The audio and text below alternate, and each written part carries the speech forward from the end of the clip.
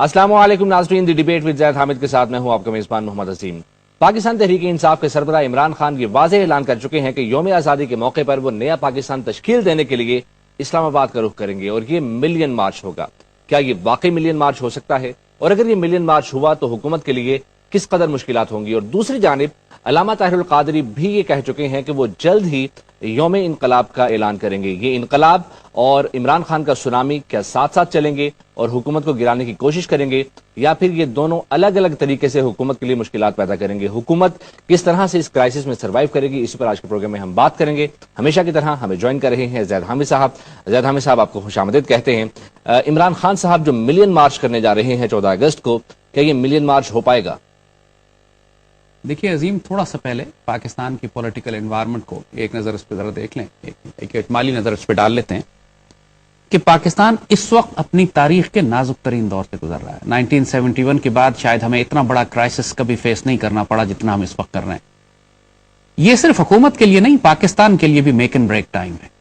اگر اس وقت پاکستان کے اداروں نے، جن کے ذمہ داری ہے پاکستان کی جان مال عزت آبرو کی حفاظت کی، اگر وہ غلطی کر گئے تو یاد رکھیے گا کہ اب سیکنڈ چانس نہیں ہے۔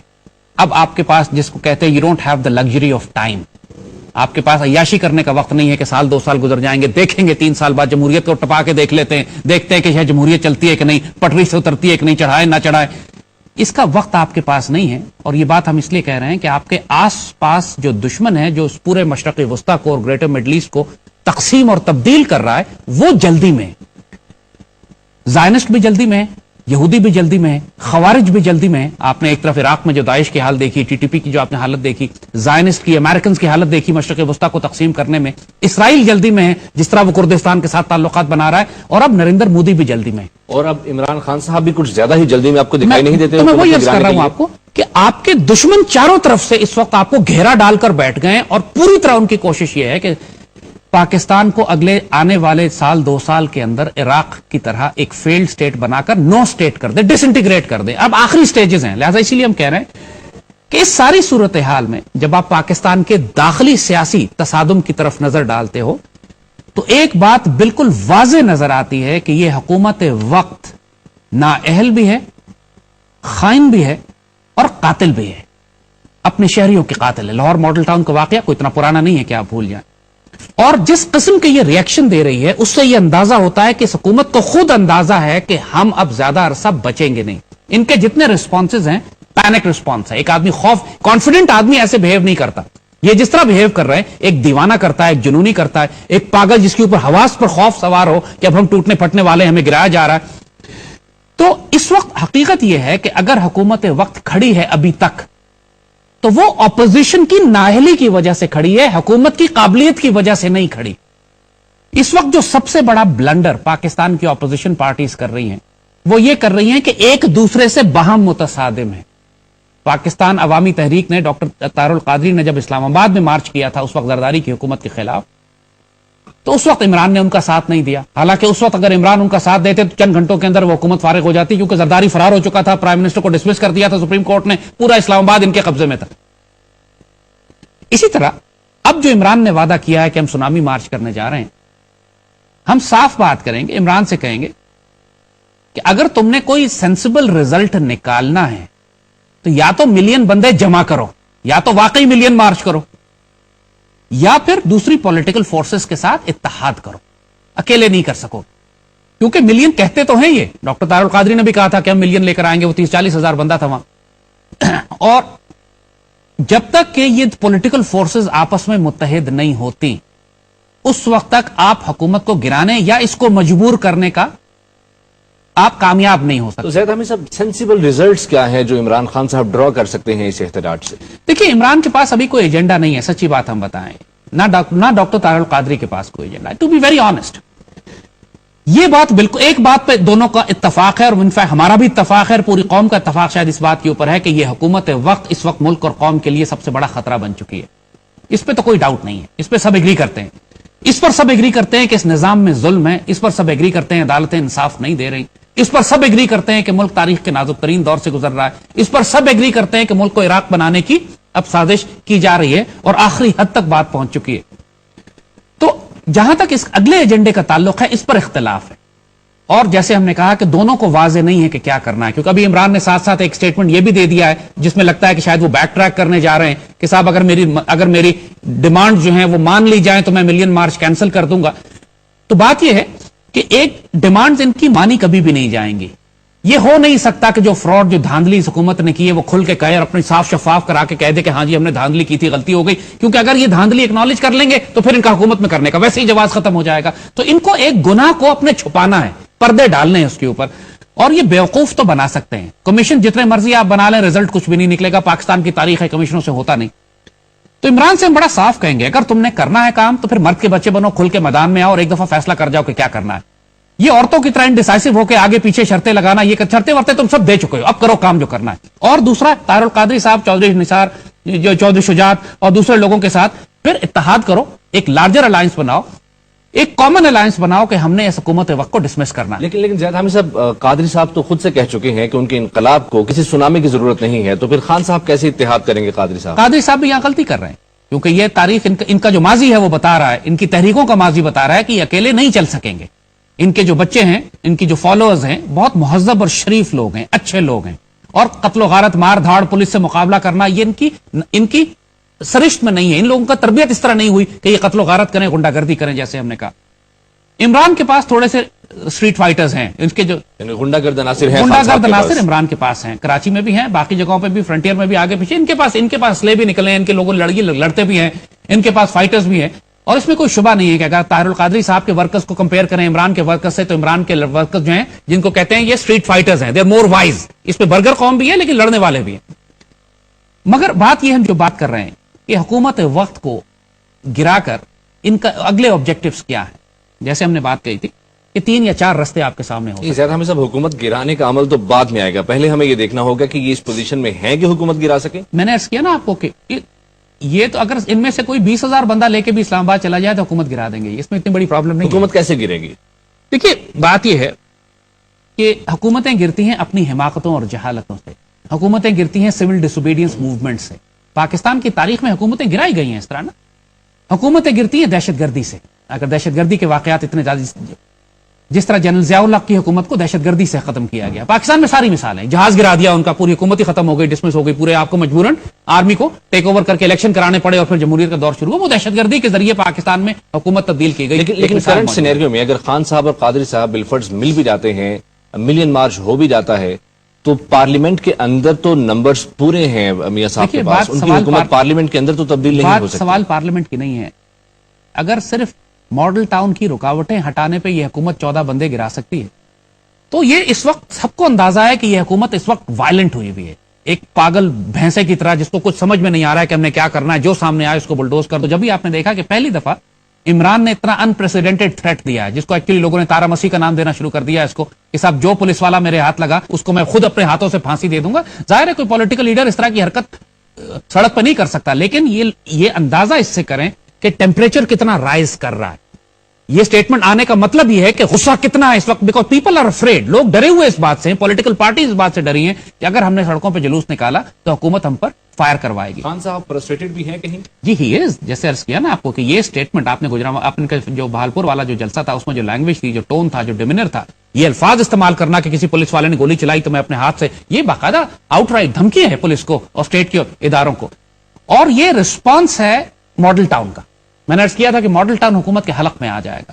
ماڈل ٹاؤن ان کو بعد میں ان کی اقتدار ختم ہونے کے بعد ان کے لیے پھانسیاں بھی بنے گا، اس میں کوئی ڈاؤٹ نہیں ہے، لیکن ان کے اقتدار کو ختم کرنے کا ذریعہ بھی بنے گا. کیونکہ ہوگا کیا کہ اب جو پولیٹیکل پارٹیز کے لوگ جلسہ جلوس نکالیں گے تو اسلحہ لے کر جائیں گے، کیونکہ کوئی مرنے کے موڈ میں نہیں آئے گا. اگر یہ اپنی ایلیٹ فورس کو اور پولیس کو ڈپلوائے کرتے ہیں گولیاں چلانے کے لیے تو اب یاد رکھیے گا کراؤڈ میں سے بھی فائر آئے گا اور جنرل فائر آئے گا. کیونکہ اب لوگ جو عمران کا یہ تھریٹ ہے، اس تھریٹ نے لوگوں کے ہاتھ کھول دیے ہیں، ان کے پارٹی ورکرز کو بتا دیا ہے کہ جی اب ہمارا جب امیر یہ کہہ رہا ہے، ہمارا جو لیڈر ہے وہ یہ کہہ رہا ہے کہ پولیس والے کو پکڑ کے وہیں اپنے ہاتھ سے ظاہر ہے عدالتی پروسیس کے ذریعے پھانسی تو نہیں دے گا نا. اگر عمران پھانسی دے گا تو سڑک پہ دے گا. یہ بات پھر واضح ہے کہ خان صاحب کا سونامی ہو یا قادری صاحب کا انقلاب خونی ہوگا. دیکھیے حکومت جس طرح بہیو کر رہی ہے، وہ حکومت پرووک کر رہی ہے، بھڑکا رہی ہے. بھائی طاہر القادری صاحب کی اگر رکاوٹیں آپ نے ہٹانی تھی تو اس کے لیے آپ کو 15 بندہ مارنا ضروری نہیں تھا نا. آپ نے اگر طاہر القادری صاحب کے جہاز کو، آپ نے اگر ان کے پروٹیسٹ مارچ کو روکنا تھا تو جہاز کو ڈائیورٹ کر کے ایک کرائسس کھڑا کرنا، پورے پنڈی اسلام آباد سے لے کے جی ٹی روڈ ہر چیز موٹر وے بند کرنے کی ضرورت نہیں تھی.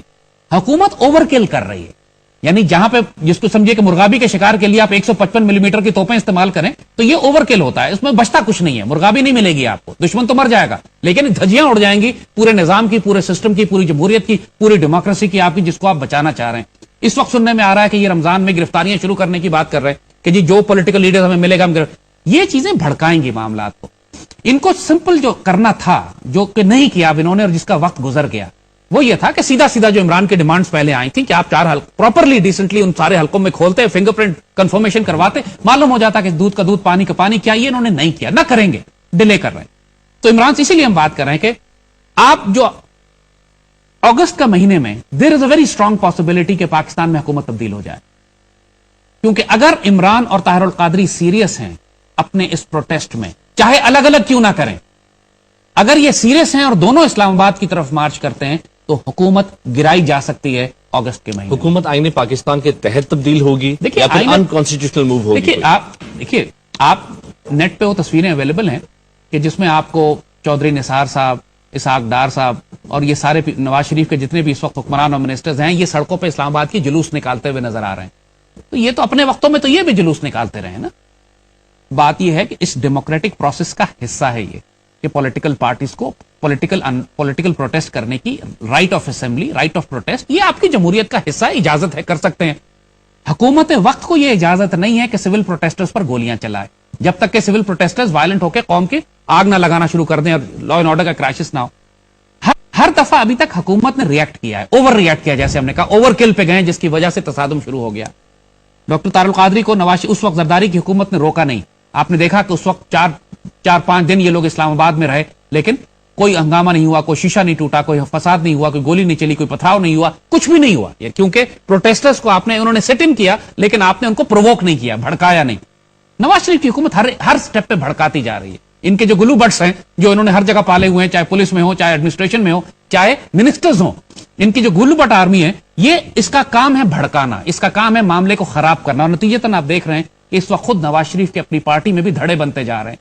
और जब जवाल आता है किसी हुकूमत का, तो इसकी पहली निशानी यह होती है कि उसमें अंदर इत्तेहाद और यूनिटी और अपनी सफों को मजबूत करने के बजाय धड़े बनना शुरू हो जाते हैं। इस वक्त जो वाज़े तौर पर 2-3 धड़े बन गए, चौधरी निसार का धड़ा अलग नजर, अब तो जिसे कहते हैं कि गलाजत खुल के अब पब्लिक में आ गई है कि अंदर क्या हो रहा है। लेकिन चौधरी निसार ने यह भी तो स्टेटमेंट दिया है कि मुस्लिम लीग नवाज ही मेरा घर है और यहां पर कोई तकसीम नहीं हो सकती। देखिए जो मर्जी हो, लेकिन ये बात उससे कोई डिनाई तो अब नहीं कर सकता ना। चीफ मिनिस्टर पंजाब क्यों बैठ के घंटों घंटों उनके पास जाके हेडलाइन में तस्वीरें लगी हुई उनकी, इनको राजी करने की कोशिश कर रहे हैं, वो राजी नहीं हो रहे। और मुख्तलिफ स्टेटमेंट्स जो उनके, जो जियो के मामले से शुरू हुआ था, चौधरी निसार का स्टेटमेंट आर्मी के फेवर में था, ख्वाजा ये जो इंफॉर्मेशन मिनिस्टर उनका स्टेटमेंट कुछ और था।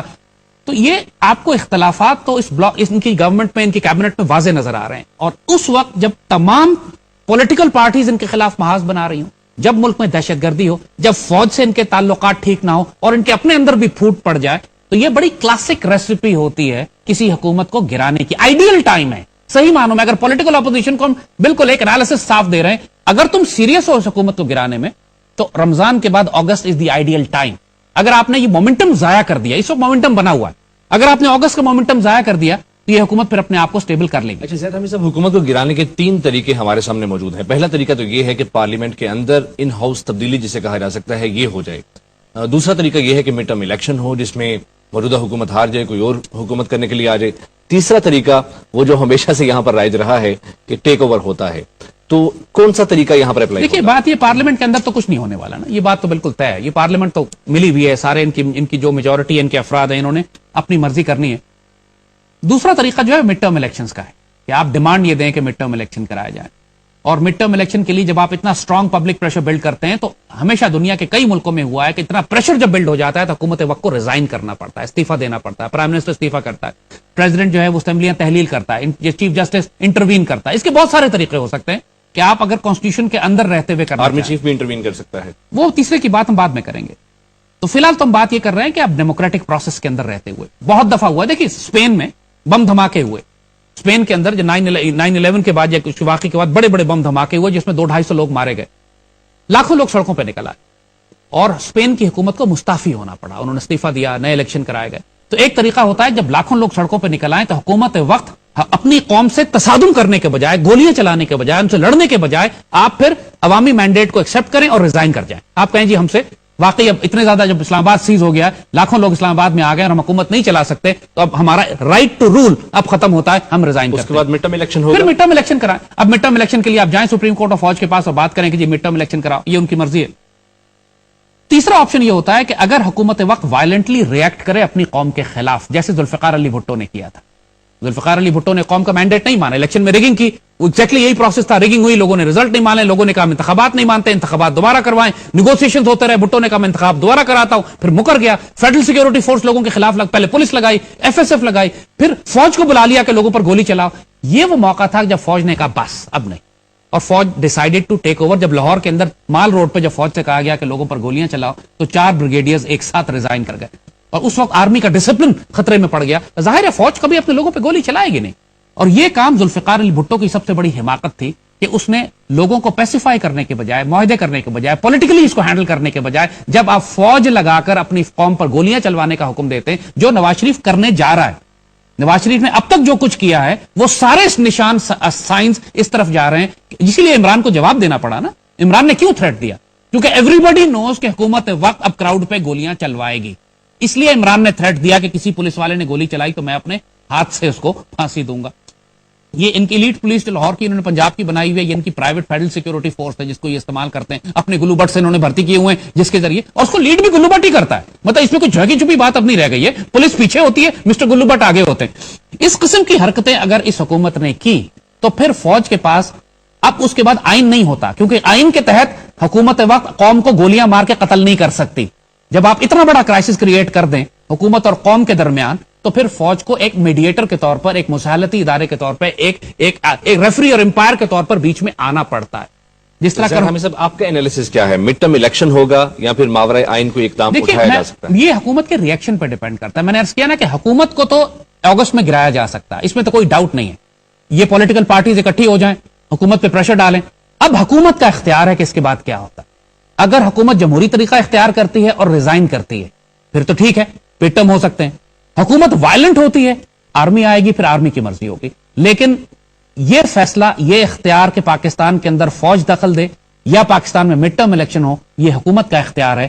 کس طرح ریئیکٹ کرتی ہے وہ؟ اگر قاتل، ڈاکو اور لٹیرے اور بھٹو کی طرح بہیو کریں گے تو بھٹو کی طرح ٹنگیں گے بھی، اور بھٹو کی طرح مارشل لاء بھی آئے گا۔ اگر یہ ڈیموکریٹک طریقہ اختیار کرتے ہیں، عوامی مینڈیٹ کو ایکسپٹ کرتے ہیں، مانتے ہیں کہ ریگنگ کی ہے ہم نے، مانتے ہیں کہ فریش الیکشن کرانے کی ضرورت ہے، تو پھر اس صورت میں مڈ ٹرم الیکشن کرائے جا سکتے ہیں۔ اچھا زید حامد صاحب، طاہر القادری صاحب نے 2 روز پہلے جو پریس کانفرنس کی اس میں کیا کہا، ان کی باڈی لینگویج کیا تھی، اس پر ایک نظر ڈال دیں۔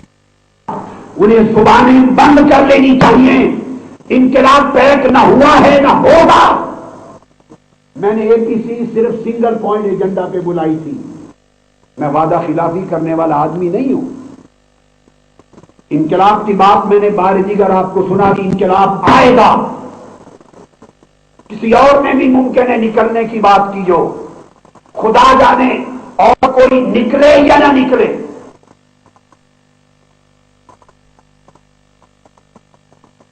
ہمارے انقلاب کا کسی سنامی پر بھروسہ نہیں ہے۔ سنامی ان کا اپنا، خان صاحب کا اپنا ایجنڈا اور اپنا پلان ہے، اللہ کرے وہ نکلیں، کامیاب ہوں، اور خدا کرے انقلاب اور سنامی کسی ایک پوائنٹ پہ جا کے ملیں، مگر انقلاب کا بھروسہ کسی سنامی پر نہیں ہے۔ خدا جانے سنامی نہ نکلے، انقلاب نکلے گا، ہر حال میں ہوگا، ہر حال میں آئے گا۔ انقلاب کو کسی طاقت کا بھروسہ پر نہیں۔ تو زید حامد صاحب، قادری صاحب کا انقلاب آ کر رہے گا؟ دیکھیے بات یہ میں نے عرض کیا کہ 2-3 باتیں انہوں نے کہی۔ پہلے تو انہوں نے یہ کہا کہ ہمیں عمران پہ اعتبار نہیں ہے کہ پتہ نہیں سونامی نکلے یا نہ نکلے، اور بات یہی ہے کہ پولیٹیکل پارٹیز اتنے یو ٹرن لیتی ہیں، جس طرح عمران نے ابھی کہہ دیا کہ میں اپنے مطالبات سے، میں پروٹیسٹ سے دستبردار ہو سکتا ہوں اگر میری باتیں مان لی جائیں، تو یہی بات جو کر رہے ہیں۔ دوسرا انہوں نے کہا کہ صاحب ہو سکتا ہے کسی موقع پہ انقلاب اور سونامی مل جائے، اور یہ وہ پوائنٹ خواہش ہے ان کی، یہ ان کی خواہش ہے، اور یہ پوائنٹ ہم بتا رہے ہیں کہ ایک پوائنٹ جس پر آپ مل سکتے ہیں وہ یہی ہے کہ حکومت وقت کو گرانے کے لیے اکٹھے ہو جائیں، اس کے علاوہ کسی اور پوائنٹ پہ آپ اکٹھے ہو نہیں سکتے۔ اور تیسری بات جو انہوں نے کہی کہ صاحب انقلاب ضرور آئے گا، ٹو بی آنسٹ انقلاب کے خد و خال مجھے بھی واضح نہیں ہے کہ وہ کیسے آئے گا، کیونکہ جیسے ہم نے بات کہی تھی کہ انقلاب کا طریقہ یہ ہے کہ جس انقلاب کی یہ بات کر رہے ہیں اس کے لیے ڈاکٹر صاحب کو حکومت میں آنا ضروری ہے، اور حکومت میں ان کو کون لے کر آ رہا ہے یہ واضح نہیں ہے، کیونکہ الیکشن کے ذریعے حکومت میں یہ آ نہیں رہے. مڈ ٹرم الیکشن کو یہ ظاہر ہے، mid term election to be honest اگر پوچھیں تو ہم خود بھی نہیں چاہتے کہ مڈ ٹرم الیکشنز ہوں، کیونکہ الیکشنز کا نتیجہ ہم دیکھ چکے ہیں. مگر بہرحال پاکستان کے کانسٹیٹیوشن میں چونکہ آپ نے سوال کیا تھا کہ اندر رہتے ہوئے کیا طریقہ ہے، تو وہ مڈ ٹرم الیکشنز ہیں. الیکشن کے ذریعے وہ انقلاب آ نہیں سکتا جس کو ڈاکٹر صاحب لانا چاہ رہے ہیں. دوسرا طریقہ یہ ہے کہ فوج ان کو لے کر آئے، وہ بھی نہیں ہونے والا. فوج ان کو لے کر ظاہر ہے کہ نہیں آ رہی، نہ عمران قادری صاحب کے پیچھے نہیں، کسی کے پیچھے بھی نہیں ہے، نہ عمران کے پیچھے ہے نہ قادری صاحب کے پیچھے. اور تیسرا یہ کہ پھر آپ امام خمینی کی طرح کریں کہ اتنا بڑا انقلاب لاکھوں لوگوں کو سڑکوں پہ نکال کر لے آئیں کہ آپ جسٹیفائی کریں اپنی عمارت کو، اپنی حکومت کو، کہ کہیں کہ لوگ واقعی انہوں نے قوم کے لیے قربانی دی ہے. 14 آدمیوں کی قربانی ابھی کافی نہیں ہے، اس کے لیے امام خمینی نے کم از کم 1 لاکھ 1.5 لاکھ بندوں کی قربانی دی تھی، تب انہوں نے جسٹیفائی کیا تھا رول اپنا ایران کے اوپر. قادری صاحب کے پاس تو اتنے لوگ نہیں ہیں، اتنے لوگ بھی نہیں ہیں اور اتنی بڑی قربانی بھی نہیں دے سکتے. اور دوسری بات یہ کہ جو ایران کا جو انقلاب تھا آخر میں کامیاب بھی اس وقت ہوا تھا جب فوج میں بغاوت ہوئی تھی، جب فوج نے شاہ کے خلاف بغاوت کی اور ان کو لے کر آئے. ایسا کوئی چانس یہاں پر ان کے اور پاکستان کے جو حالات ہیں اس میں اس وقت آپ اس قسم کا انقلاب برپا نہیں کر سکتے. ایک بات یاد رکھیے کہ بڑی دلچسپ بات ہم آپ کو سنانے جا رہے ہیں. ایک امریکن ہے، ایک امریکن سینیٹر ہے، اس نے پچھلے دنوں ایک ٹویٹ کی اور بڑا اس نے ایک پیغام اس نے بھیجا دنیا میں. کہتے ہیں کہ امریکن ایڈمنسٹریشن اس وقت پاکستان کے حوالے سے بڑی نروس ہے، بڑی گھبرائی ہوئی ہے، بڑی خوفزدہ ہے. جوش کی جو ٹویٹ تھی، کہتا ہے امریکن گورنمنٹ پاکستان کے حوالے سے بڑی گھبرائی ہوئی ہے، چونکہ امریکن گورنمنٹ کو نظر تو یہ آ رہا ہے کہ حکومت وقت گرنے والی ہے اور نئی طاقت نکلنے والی ہے، نئی پاور سٹرکچر ایک نیا نکلے گا، لیکن ابھی تک پاکستان میں کوئی سیاسی، مذہبی یا فوج کی طاقت ایسی نہیں ہے جس سے امریکنز کے تعلقات اچھے ہوں. لہذا اس وقت امریکہ کا کوئی مورا پاکستان میں موجود نہیں ہے. اور یہ بڑی پروفاؤنڈ بات ہے اور بات سچ ہے، بالکل سچ بات ہے یہ کہ اس وقت ہو یہ رہا ہے کہ نواز شریف حکومت متزلزل ہے. ان کو پتا ہے کہ یہ حکومت نہیں چل سکے گی، دنیا دیکھ رہی ہے کہ حکومت اب نہیں چلے گی. ہم نے کہا کہ اگر کھڑی اس وجہ سے ہے کہ اپوزیشن ابھی تک آپس میں اتحاد نہیں کر سکی. جس دن اپوزیشن نے اتحاد کر لیا اس دن اگلے دن یہ حکومت فارغ ہے. دوسرا، امریکنز ابھی جو اگلی حکومت پہ انویسٹ کرنا تھا ابھی ان کو کوئی ملا نہیں ہے. امریکنز نے عمران پہ انویسٹ نہیں کیا ہوا، امریکنز نے عوامی نیشنل پارٹی یا MQM پہ انویسٹ نہیں کیا ہوا، طاہر القادری صاحب پہ انویسٹ نہیں کیا ہوا. ایون فوج ان کے قابو میں نہیں ہے اس وقت. جنرل راحیل نے آ کے بڑی انڈیپینڈنٹ پالیسیز اختیار کی ہیں اور بڑا انڈیپینڈنٹ پاسچر لیا ہے، اور یہ اس وقت امریکنز کو نروس کر رہا ہے کہ اس وقت جو پاکستان آرمی کی قیادت ہے وہ اپنی مرضی کر رہی ہے پاکستان کے مفاد میں. اور یہ ہونے والا ہے. This is exactly what is this is the real analysis کہ پاکستان میں پاور سٹرکچر اس وقت جو ہے وہ ہل رہا ہے، وہ شیک ہو رہا ہے. اس کے گرنے کے آثار بالکل واضح ہیں، لیکن یہ واضح نہیں ہے کہ اس کے بعد کون آئے گا. لیکن راحیل شریف یہ سمجھ چکے ہیں کہ جمہوریت پاکستان کے مفاد میں ہے. دیکھیے بات یہ ہے کہ فوج کا یہ ایک ڈیسائسو ڈیسیشن ایک تو ہے، یہ بات تو ہم آپ کو بڑا کلیئر بتا رہے ہیں، right down to the formation commanders. ہر لیول پر جب ڈسکشن ہوئی ہے اور بات ہوئی ہے فوج کے اندر، ایک بات طے ہو گئی ہے کہ مارشل لا نہیں لگایا جائے گا. Martial law as martial law نہیں لگایا جائے گا. تو زید حامد صاحب، مارشل لا نہیں لگے گا، انقلاب میں اور سونامی میں کوئی جان نہیں ہے، تو پھر حکومت تو پھر محفوظ ہے. ایک بریک کی طرف مجھے جانا ہے. بریک کے بعد جب واپس آئیں گے تو یہ جاننے کی کوشش کریں گے کہ اگر 3 خطرے یہ والے موجود نہیں ہیں تو کیا میاں صاحب 5 سال تک آسانی سے حکومت کر پائیں گے، اور اگر یہ حکومت کر پاتے ہیں تو ڈیلیور کیا کرنا ہوگا.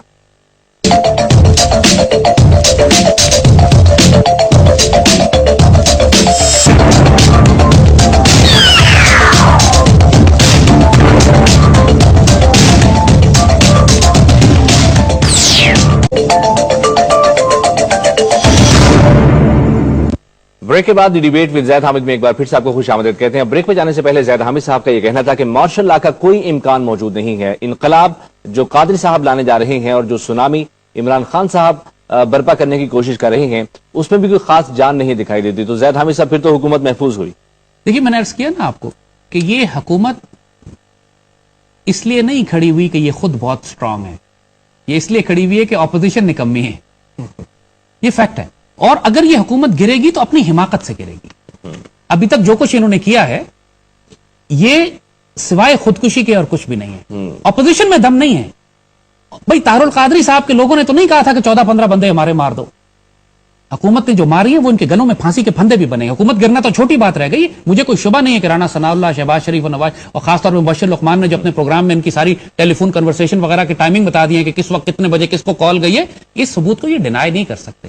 یہ پھانسی کا پھندا بن جائے گا ان کے لیے. یہ سارا آپریشن جو ہوا تھا وہ ڈائریکٹڈ تھا پنجاب گورنمنٹ رانا ثناء اللہ کی طرف سے. تو بات یہ ہے کہ جو ہم بات آپ سے عرض کر رہے ہیں کہ آرمی نے یہ تو طے کر لیا ہے کہ ہم مارشل لا نہیں لگائیں گے، لیکن اس کا مطلب یہ نہ نکالیے گا کہ پاکستان میں آگ لگی ہوئی ہو، اسلام آباد میں آگ لگی ہوئی ہو، حکومت فائر کر رہی ہو پروٹیسٹرز پہ، پروٹیسٹر جوابی فائر کر رہے ہوں، ایک قیامت مچی ہو، لاشیں گر رہی ہوں اور فوج تماشا دیکھتی رہے گی. ایسا نہیں ہوگا. یہ فیصلہ حکومت وقت کو کرنا ہے کہ وہ رسپونڈ کیسے کرتی ہے. اگر وہ ایک پیسفل سویلین پروٹیسٹ کی اجازت دیتے ہیں، اور آج کے کیمرے لگے ہوئے ہیں، میڈیا ہے، اگر عمران کے لوگ بدماشی کریں گے، بدتمیزی کریں گے، ہنگامہ کریں گے تو دنیا دیکھے گی کہ یہ گناہگار ہے. تو میاں صاحب وہی رویہ اپنائیں گے آپ کے خیال میں جو زرداری صاحب نے اپنایا تھا جب قادری صاحب نے احتجاج کیا تھا؟ دیکھیے زرداری صاحب، اس کو میں صاحب نہیں کہوں گا، بہرحال زرداری جو ہے وہ بہت ہوشیار، گھنا گھاگ، جسے کہتے ہیں کہ بارش دیکھا ہوا بھیڑیا تھا. وہ سمجھتا تھا ان معاملات کو ہینڈل کیسے کرنا ہے، اور اس کے نزدیک عزت آنی جانی چیز ہے، آدمی بغیرت ہونا چاہیے. وہ اسٹریٹجی پہ زندگی گزارتا تھا. تو اس نے کوئی ساری، آپ نے دیکھا 5 سال لوگوں نے جو گالیاں دی، جو اس کو بے عزت کیا، جو کارٹون بنایا، جو اس نے ایک جواب نہیں دیا.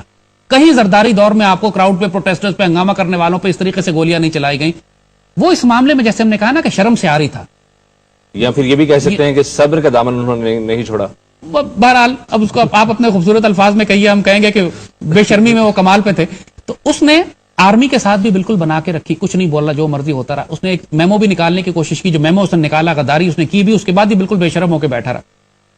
افتخار چودھری کے ساتھ بھی اس نے جو معاملہ رکھا اپنا سیٹنگ کر کے، اس نے ہر ایک کو اپنی گود میں رکھا، سیٹ کر کے، کسی کو بینیفٹس دے کے، پرکس دے کے، پریولیجز دے کے، اور تصادم کی روش اس نے نہیں اختیار کی. انہوں نے آتے ہی تصادم کی روش اختیار کی ہے. بالکل اپوزٹ پالیسیز ہیں. انہوں نے آرمی سے بھی تصادم لیا آتے ہی. مسلسل اس وقت فوج کو یہ بے عزت کرنے پہ لگے ہوئے، اور آپ نے دیکھا اس کی وجہ سے ان کی اپنی صفوں میں اختلاف ہے. یعنی آپ نے خاص طور پہ اس سے پہلے جب مشرف کا کیس تھا جس کی ہم نے بات کی، جس کی وجہ سے ایک خوفناک تصادم ابھی تک جاری ہے ان کا آرمی کے ساتھ، پھر جیو والا ایشو آ گیا، پھر نارتھ وزیرستان کے معاملے پہ جو ان کے ساتھ فوج کے ساتھ اختلافات چلتے رہے. آرمی چیف کو بیان دینا پڑا کہ ہم فوج کی عزت اور آبرو کی حفاظت ہر قیمت پر کریں گے. یہ بیان کیوں دینا پڑا فوج کے سپہ سالار کو؟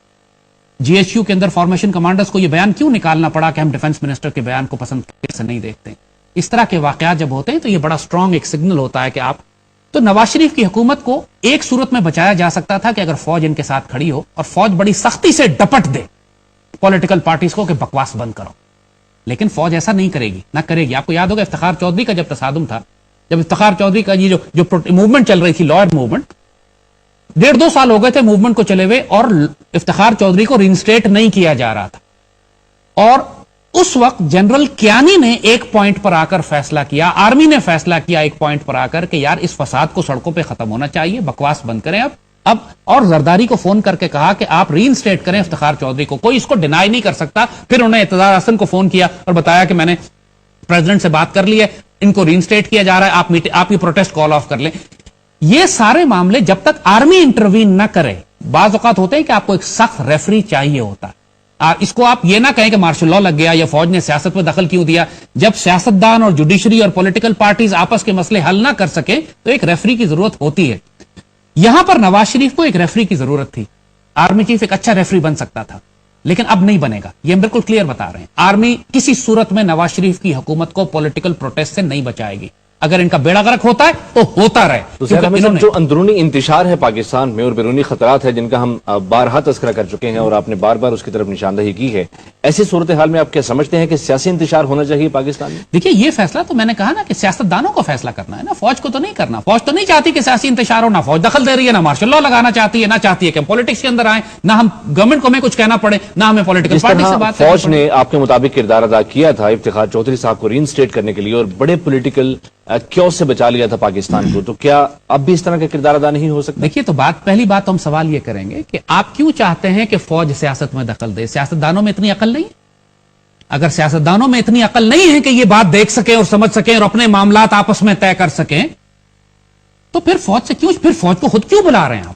ہر کام کے لیے تو فوج کو آپ بلا لیتے ہیں، چاہے زلزلہ ہو یا آئی ڈی پیز کا دھیان کرنا ہو یا الیکشن کے بیلٹ پیپر چھاپنے ہو، پھر کہتے ہیں فوج کو بیرکوں میں رہنا چاہیے. لیکن ہم اتنے بیوقوف بغیرت اور الو کے پٹھے ہیں کہ ہم سے الیکشن کے بیلٹ پیپر بھی نہیں چھپوائے جاتے، اور آپس کے سیاسی اختلافات کے لیے بھی ہمیں آرمی چیف چاہیے جو ڈپٹ دے کسی ایک سائڈ کو آ کے پیچھے ہٹو اور چپ ہو کے بیٹھو.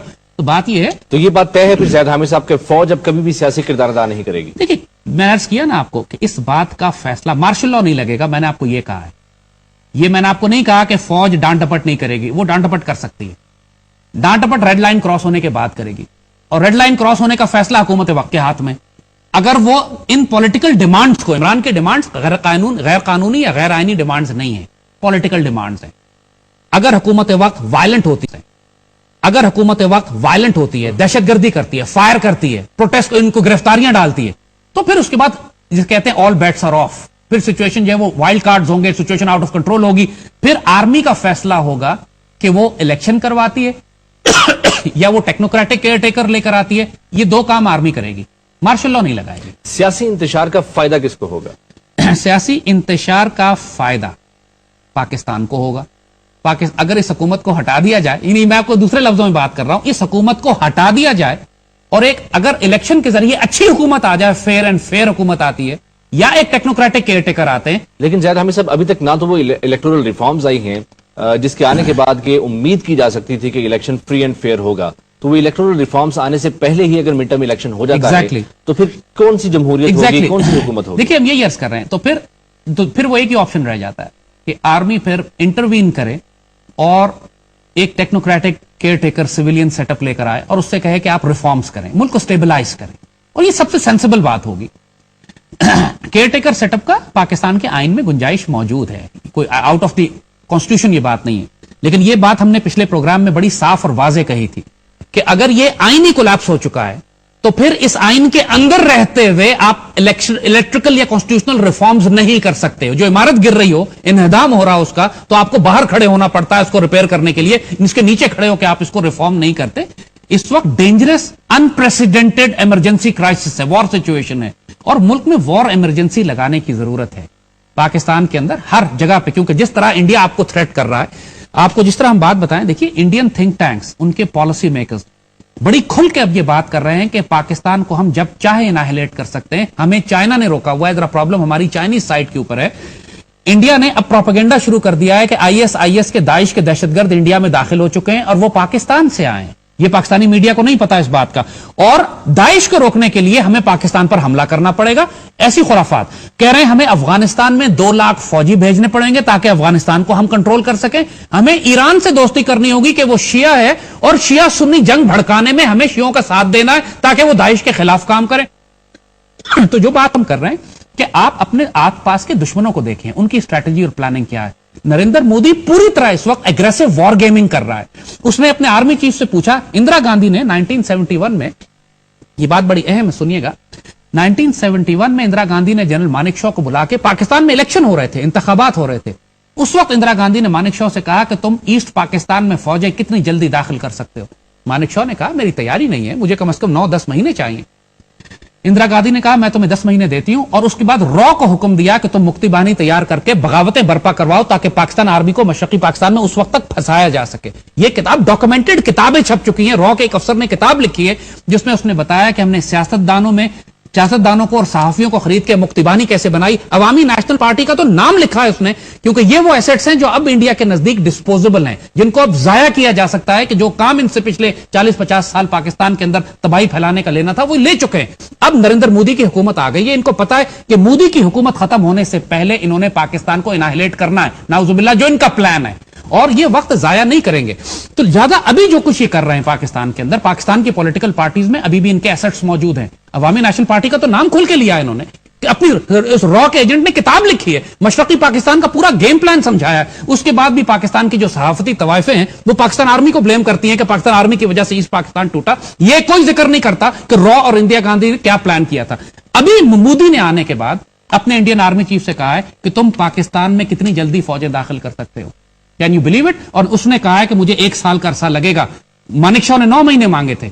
تو اب اس کا نتیجہ یہ ہے صاحب، جب پاکستان اندرونی طور پر جنگ کا شکار ہے، آپریشن ہو رہا ہے، سیاسی انتشار بھی آئے گا، تو اس کا فائدہ پاکستان کو کیسے ہوگا؟ یہ فائدہ تو یہی ہم عرض کر رہے ہیں، یہی بات ہم عرض کر رہے ہیں. ہمیں سٹیبل حکومت چاہیے. اس وقت ڈیموکریسی امپورٹنٹ نہیں ہے، کانسٹیٹیوشن بھی امپورٹنٹ نہیں ہے، سٹیبل حکومت امپورٹنٹ ہے. ادروائز ملک نہیں بچے گا.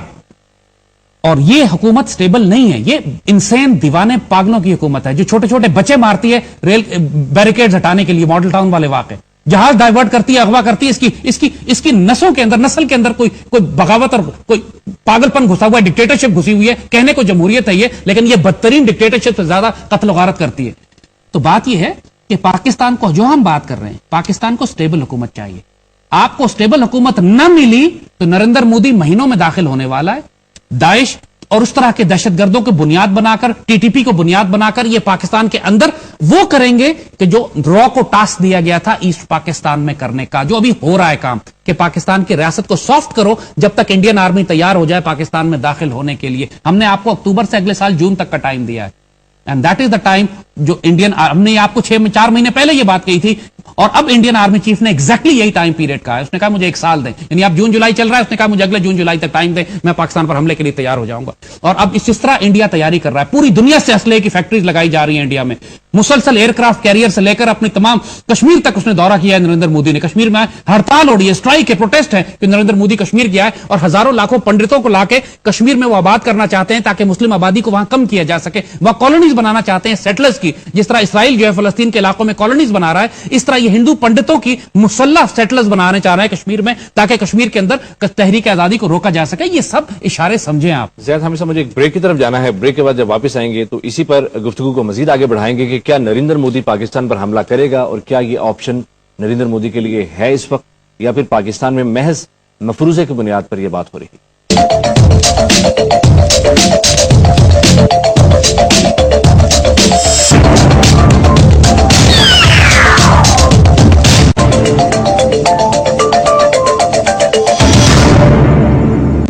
ब्रेक के बाद दी डिबेट विद ज़ैद हामिद में एक बार फिर से आपको खुशामदीद कहते हैं। ज़ैद हामिद साहब, नरेंद्र मोदी पाकिस्तान पर हमला क्यों करेगा? ये उसकी जिंदगी का मकसद है, उसकी आइडियोलॉजी है। ये एक शर्त ऐसी है कि जैसे इंसान पूछे कि हिटलर ने जर्मनी से निकलकर पूरी दुनिया पे हमला क्यों किया। अब तो खुद इंडिया के अंदर हिंदू लिख रहे हैं कि इंडिया में हिटलर की हुकूमत आ गई है। ये बात हमने जनवरी में कही थी कि हिटलर की हुकूमत आने वाली है, और हमारे अल्फाज अब रिपीट हो रहे हैं इंडियन अखबारों में, इंडियन मीडिया में इंडियन एनालिस्ट लिख रहे हैं। देखिए नरेंद्र, हमारी आइडियोलॉजी तो है कि हम गज़वा हिंद बर्पा करेंगे, लेकिन नरेंद्र मोदी की आइडियोलॉजी कैसे है कि वो पाकिस्तान पर अखंड Bharat, the greater India. C please try to understand. वो एक रोमांटिक ड्रीम में रहते हैं कि अशोका के जमाने में जो हुकूमत थी काबुल से लेकर मलेशिया तक, वो उस हुकूमत को दोबारा रिक्रिएट करना चाहते हैं। अखंड भारत का कॉन्सेप्ट है इनका। जो इनके आरएसएस हिंदू जायनिस्ट हैं, जो फैशिस्ट पार्टी है, जो हिटलर से मुतासिर होकर 1927 में बनाई गई थी, जिसका मेंबर है ये नरेंद्र मोदी, आप इनकी पूरी डॉक्ट्रिन उठा के देखें। लेकिन इकोनॉमिकली ग्रोइंग कंट्री के लिए वॉर ऑप्शन होता है। देखिए बात ये नहीं है, वो उनके नजदीक इकोनॉमी इतनी इंपॉर्टेंट नहीं है जितनी उनकी आइडियोलॉजी है।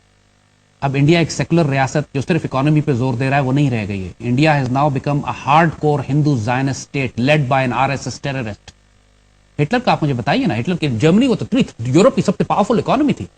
वो कौन सा मोटिव था कि हिटलर ने पूरी दुनिया से जंग कर ली? एक तरफ इंग्लैंड से जंग कर रहा है, अमेरिका से कर रहा है, एक तरफ उसने रूस पे हमला कर दिया, पूरी दुनिया आखिर में खुद भी तबाह हुआ। और यही पागलों की निशानियां होती हैं। मोदी तबाह होगा आखिर में। ये जो सब फूफा कर रहा है, इसका सर सलाख के ऊपर इंशाल्लाह अल्लाह के हुक्म से दिखाएंगे आपको लटका हुआ।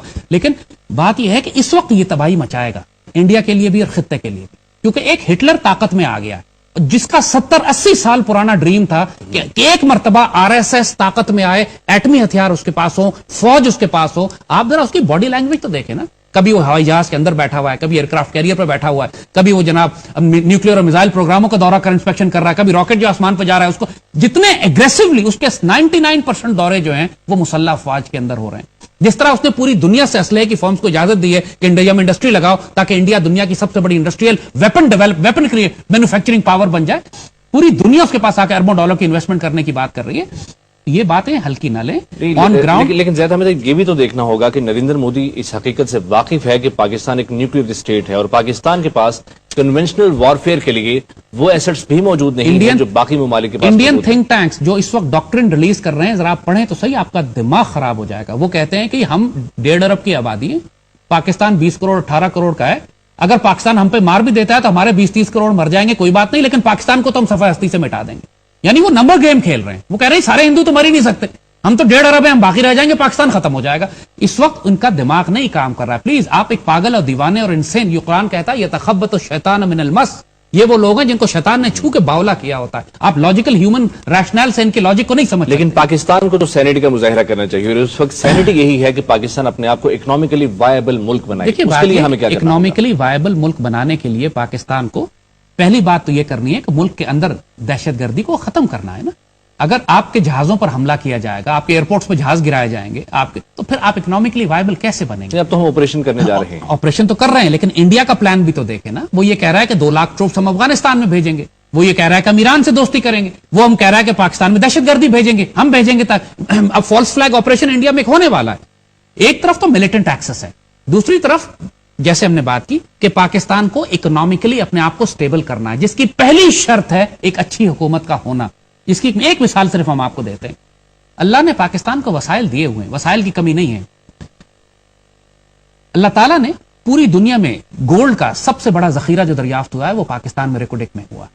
2008 میں پاکستانی قوم کو پتا بھی نہیں تھا, جب ہم نے اکنامک ٹیررزم کا پروگرام نیوز 1 پہ کیا تھا, اور اس وقت ہم نے کہا تھا کہ پاکستان میں اللہ نے سونے کے ذخیرہ دیے ہیں, ریکوڈک کا نام دیا تھا. اس وقت تک شوکت عزیز پرائم منسٹر تھا, اور پیچھے وہ ایک یہودی کمپنی کو فروخت کر چکا تھا. It was already sold. Pakistani قوم کو پتا بھی نہیں تھا, بغیر ٹینڈر کے ریکوڈک بک چکا تھا.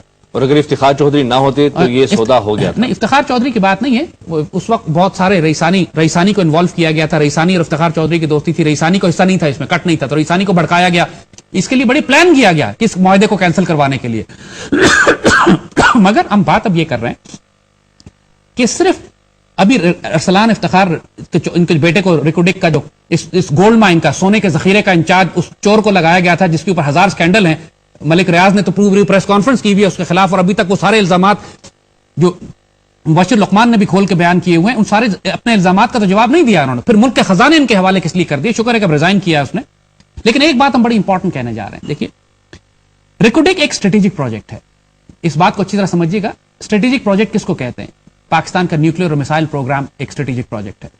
پاکستان کا جو یورینیم پروجیکٹ ہے, ہم ریت چھان کے یورینیم بناتے ہیں, اور یورینیم سے پھر ہم پلوٹونیم بناتے ہیں کہ جو ہمارا فیول بنتا ہے جس سے ہم ایٹم بم بناتے ہیں. یہ سارا کام ہم پاکستان کے اندر کر رہے ہیں. ہمارے پاس صلاحیت ہے. یورینیم انریچمنٹ, ہم ریت سے پلوٹونیم بناتے ہیں, پیوریفائڈ. تو جو ریکوڈک میں گولڈ ہے اس کی ایسٹیمیشن جو ہے, اندازہ جو ہے وہ $500 ارب ہے, رف ایسٹیمیٹ. پاکستان پر جو سال کا ہمارا بجٹ ہے جس پر پورا پاکستان چلتا ہے وہ کوئی 30-40 ارب ڈالر ہے. اس سے اندازہ کریں 10 سال کا پاکستان کا بجٹ اس تھوڑے جانا ہے. حکومت وقت اس کو کوڑیوں کے مول, اگر آپ $100 ارب میں بھی اس کو بیچ دیں گے, $50 ارب میں بھی بیچ دیں گے, تو یہ کوڑیوں کے مول ہوگا. ہم یہ کہتے ہیں, بات پوری قوم سے کہہ رہے ہیں, حکومت وقت سے کہہ رہے ہیں, پاکستان آرمی کے سپاہ سالار سے کہہ رہے ہیں, ریکوڈک کو اسٹریٹجک پروجیکٹ ڈکلیئر کریں اور اس کو ایس پی ڈی کے حوالے کر دیں. ایس پی ڈی وہ ڈپارٹمنٹ ہے ہمارا, اسپیشل پروجیکٹس ڈویژن, جو پورے یورینیم کھودنے سے لے کر نیوکلیر اور میسائل پروگرام تک یہ سارے کام ایس پی ڈی کے پاس ہیں. سونا نکالنے کا کام پاکستان کا, ہمارا پورا آئل اینڈ گیس تو اللہ نے دیا جس پہ آپ کھدائی نہیں کر رہے, لیکن گولڈ ایک ایسی چیز ہے جو بڑے آسانی سے نکالی جا سکتی ہے. ریت چھاننے کا کام ہے, ریت چھانے آپ اور اس میں سے سونا نکالیں. اور یہ سیندک میں آلریڈی یہ پروجیکٹ چل رہا ہے. سیندک کے اندر تو چائنیز کو آپ نے ٹھیکہ دیا ہوا ہے اور پاکستان کو کچھ نہیں مل رہا. وہ کوڑیوں کے مول کمیشن کھا کے وہ چینیوں کو بیچ دیا اور چینی اس سے سونا نکال کے لے جا رہے ہیں ہمارا, اور ہمیں کچھ بھی نہیں مل رہا. اور یہ کوئی ایسی خفیہ ٹیکنالوجی نہیں ہے جو ہم خود نہ نکال سکتے ہوں. جیسے عرض کیا, آپ اس پروجیکٹ کو پوری قوم اس میں آواز اٹھائے, پولیٹیکل پارٹیز اس میں آواز اٹھائیں. غیر ملکی یہودی کمپنیوں کو ٹینڈر کرنے کی ضرورت نہیں ہے. اس کو ایس پی ڈی کو دیں جو ہمارے نیوکلیر اور میسائل پروگرام بنا سکتا ہے, یورینیم انریچ کر سکتا ہے, پلوٹونیم بنا سکتا ہے, وہ ریت چھان کے سونا بھی نکال سکتا ہے. پاکستان کو صرف سینڈک کا سونا جو ہے آپ کے قرضے بھی اتارے گا. آپ کے پاکستان کو آپ اتنا خوشحال کر سکتے ہیں کہ اللہ کے فضل و کرم سے دنیا کی عظیم ترین طاقت ہو, آپ کو کوئی قرضہ لینے, کسی سے باہر سے تجارت کرنے کی بھی ضرورت نہیں ہوگی. اللہ نے وسائل اتنے آپ کو دیے ہیں. لیکن اہم بات یہ ہے کہ حرام خوروں کو اس کا انچارج نہ بنائیں, یہودی کمپنیوں کو فروخت نہ کریں, اپنے ہاتھ میں رکھیں. ایس پی ڈی کو دیں جس کا ٹریک ریکارڈ ہے پاکستان کے اندر کام کر کے ایٹمی طاقت پاکستان کو بنانے کا. ٹیکنالوجی سائنٹسٹ, میٹلرجی سائنٹسٹ سب موجود ہے ملک کے اندر, اس کو استعمال کریں. اور یہی ہم عرض کر رہے ہیں, آپ نے جو سوال کیا تھا کہ پاکستان اپنی اقتصادی حالت کو کیسے ٹھیک کرے, اس کے 2 طریقے ہیں. لا اینڈ آرڈر بہتر کریں. لا اینڈ آرڈر بہتر کرنے کے لیے فوج کو جنگ کرنی ہے, اس سے بھی پہلے آپ کو ملک کے اندر حکومت بہتر لانی ہے. اور اس کے لیے اگر فوج کو ٹیکنوکریٹک کیئر ٹیکر گورنمنٹ لانی پڑتی ہے تو لائیں. اس وقت یہ بحث نہ کریں کہ کانسٹیٹیوشن کیا کہتا ہے, یہ بحث نہ کریں کہ جمہوریت کو بچانا چاہیے یا پٹری سے اترنا چاہیے. ملک ہی نہیں رہے گا, اللہ نہ کرے ان خرافاتی بحثوں میں پڑے رہیں گے تو. نہیں زیادہ ہم ملک تو بالآخر رہے گا ہی, اس ملک کو تو کچھ بھی نہیں ہو سکتا. لیکن سوال اب یہ ہے کہ ریکوڈک جس کی آپ نے بات کی, نہ تو پرویز مشرف اس منصوبے پر عمل درآمد کرا سکے, نہ زرداری رجیم کرا سکی, نہ ہی میاں صاحب کی حکومت کی کوئی خاص توجہ ہے. میں وہی عرض کر رہا ہوں نا آپ کو بات کی, یہ 2008 میں جب شوکت عزیز نے فروخت کر دیا تھا اس کو پیچھے, اس وقت پوری قوم میں کسی کو پتہ ہی نہیں تھا. مشرف کا ہی دور تھا. शौकत अजीज ये बड़ी खयानत करके गया था, स्टील मिल को भी इसने फरोख्त किया 21 अरब रुपए में सुप्रीम कोर्ट में। तो फौज के एक साबिक सिपहसालार ने मुल्क के खिलाफ साजिश की थी, उसको पता भी नहीं था मुशर्रफ को, ये सारी कार्रवाइयां प्राइम मिनिस्टर कर रहा था। शौकत अजीज 100%। ये तो वही बात है कि मॉडल टाउन हो और हम ये कहें कि वज़ीर आला केल में नहीं था। नहीं, ये बात नहीं है। देखिए सैंडिक का बाकी सौदा हो रहा हो, पाकिस्तान परवेज मुशर्रफ केल में ना हो। पाकिस्तान में देखिए उसको ही पता ही नहीं है बातें। सुकूक बॉन्ड पता होगा भी तो फिर वो गुनाहगार है, जिम्मेदार है, बुला के पूछ लीजिए। सुकूक बॉन्ड बेचे गए, स्टील मिल फरोख्त की गई, ये सब मुशर्रफ की मर्जी से नहीं हुई, प्राइम मिनिस्टर कर रहा था। शौकत अजीज टेक्नोक्रेट को बुला के उसने बिठाया था, उसने कैबिनेट बनाई थी, कहा था पूरा मुल्क चलाओ। उस वक्त मुशर्रफ की स्ट्रेटजी बिल्कुल बदल चुकी थी। लेकिन बात हम ये कर रहे हैं कि उसके बाद जरदारी दौर पूरा आया, अब नवाज शरीफ का दौर आया। एक कॉमन सेंस और सिंपल बात है, अल्लाह ने 500 से ज्यादा अरब डॉलर का खजाना तुम्हारे हाथों में दिया हुआ है, तुम यहूदियों को फरोख्त क्यों करते हो? तुम्हें किसकी लानत लगी हुई? ये बड़े खुश हैं कि सर 100 अरब डॉलर की बिड्स आ गई। अरे बाबा, वहां तो 500 अरब डॉलर का सोना रखा है, 100 अरब डॉलर की बिड पे तुम फरोख्त क्यों करते हो मुल्क और कौम की इज्जत और आबरू को? और बहुत सी बाई प्रोडक्ट्स और बहुत सी और फिर ये तो 500 तो रफ एस्टिमेट है, चाहे ट्रिलियंस ऑफ डॉलर्स में हो। और बात यह है कि यही वो वजह है कि दुश्मन बलूचिस्तान अलग करना चाहता है, कि तेल और गैस भी वहां पे है, सोना भी वहां पे, और फिर गवादर की पोर्ट वहां पे, और फिर सेंट्रल एशिया के रास्ते वहां पर है। इसलिए बलूचिस्तान की हिफाजत करें खास तौर पर, क्योंकि बलूचिस्तान ये, इसीलिए आपको याद होगा पाकिस्तान के सारे सूबे अल्लाह के कायम पाकिस्तान से जोड़े। बलूचिस्तान के मामले में खुद सईदी रसूलुल्लाह ने खान ऑफ कल्लात को हुक्म दिया था कि ख्वाब में कि आओ इसको पाकिस्तान से जोड़ो, और ये अल्लाह के रसूल के हुक्म से जुड़ा हुआ है। इंशाल्लाह अल्लाह कभी नहीं होता, लेकिन दुश्मनों की साजिशों से हमें नुकसान पहुंच सकता है। तो ये बात जो हम इस वक्त कर रहे हैं, इस वक्त लाजिम बात है पाकिस्तान की पॉलिटिकल पार्टीज भी इस बात को समझें, फौज भी इस बात को समझे कि पाकिस्तान को एक स्टेबल हुकूमत चाहिए। अगर ये हुकूमत आपे से बाहर होती है जिस तरह ये हो रही है, फिर इसको तब्दील करना पड़ेगा। इसके लिए कम से कम डॉक्टर कादरी और इमरान को मिल जाना चाहिए। सुनामी और इंकलाब की बातें बाद में करें, फिलहाल एक सिंगल पॉइंट एजेंडा रखें कि हुकूमत को तब्दील करें। उसके बाद बेशक आप ऑल पार्टीज कॉन्फ्रेंस बुलाते रहें कि मिड टर्म करना है, कि इनकलाब कैसे लाना है, कि केयरटेकर कैसे लानी है, वो आप बाद में करते हैं। ये भी तो मुमकिन है कि मुल्क की नाजुक सूरत हाल को समेटते हुए पाकिस्तान की तमाम सियासी जमातें जो हुकूमत में है, अपोजिशन में है, वो मिल जाए और मुल्क की बेहतरी के लिए काम करें। देखिए हो जाए तो अच्छी बात है, किसने रोका है, लेकिन ये मिलेंगी नहीं, नुकसान बहुत हो चुका है। इतने सारे कत्लो गारत के बाद, इतनी सारी खाना जंगी के बाद, खुद हुकूमत में फूट पड़ी हुई है, खुद फौज के खिलाफ ये खड़े हुए हैं। देखिए आसार होते हैं, आसार आपको ये बताते हैं कि आइंदा आने वाले वक्तों में ये इस्लाह करने वाले हैं अपनी या नहीं, या सुम्मुन बुकमुन उम्युन अंधे गूंगे बहरे की तरह ये चलना चाहते हैं। इनके आसार ये नहीं बता रहे, ये कन्फ्रंटेशन और तसादुम की सियासत पर जाना चाहते हैं। इनके आपस में भी फूट पड़ी हुई है, और ये पाकिस्तानी कौम को अपनी फौज से टकराना चाहेंगे आखिर में, कि फौज से कहेंगे कि गोली चलाओ कौम के ऊपर। फौज ये ऐसा नहीं करने जा रही, उससे बेहतर है फौज के लिए कि हुकूमत को हटाकर टेक्नोक्रेटिक गवर्नमेंट ले आए। इसका जैसे हमने अर्ज किया फैसला हुकूमत वक्त के हाथ में। अपोजिशन पार्टीज का जहां तक ताल्लुक है, इनका इख्तलाफ हुकूमत को कायम रखे हुए हुकूमत की अपनी कोई मजबूती नहीं है। ज़ैद हामिद साहब आपका बहुत शुक्रिया, आपने हमें ज्वाइन किया। ज़ैद हामिद साहब की नाज़रीन आपने गुफ्तगू सुनी। मुल्क मुश्किल तरीन दौर से गुजर रहा है, हमें मजबूत हुकूमत चाहिए जो मुल्क को मुआशी तौर पर बेहतरी की तरफ लेकर जा सके। मोहम्मद अजीम को इजाजत दीजिए, कल आपसे दोबारा मुलाकात होगी। अल्लाह ने के बाद।